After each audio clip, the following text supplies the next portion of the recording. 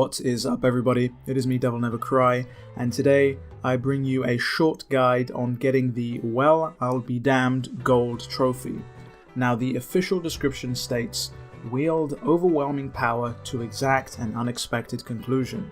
Simply put, this means defeat Urizen earlier than you're supposed to with Nero. The footage you're watching is of me beating him in the prologue. However, you can also beat him with Nero in Mission 8. And now I do find this one to be quite easier considering he's sitting down in this chair whenever you break his shield, whereas in Mission 8 he stands up and things get a little bit trickier. Now, you gotta understand that you can technically do this on your first run, however it will be super hard to do so, and it has to be noted that if you die, there is no retrying the boss fight.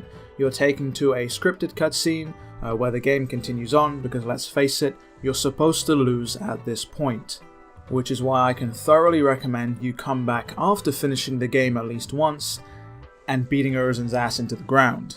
It's a lot easier when you have a lot more health, you have your devil trigger, you have more abilities. All those things just make this boss fight so much easier. At the same time, the boss is quite self-explanatory. All of his moves are telegraphed quite easily. Before the lasers pop up, you'll see all sorts of purple symbols appear.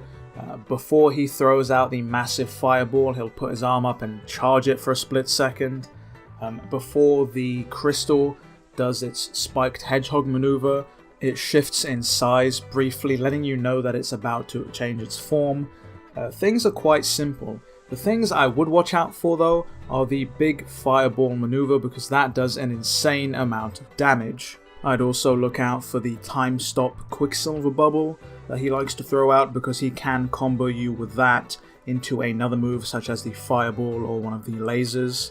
One quick tip I have with the projectiles is that if you don't want to dodge and you're feeling brave, you can use the Gerbera arm to fire the meteor back at him for good damage.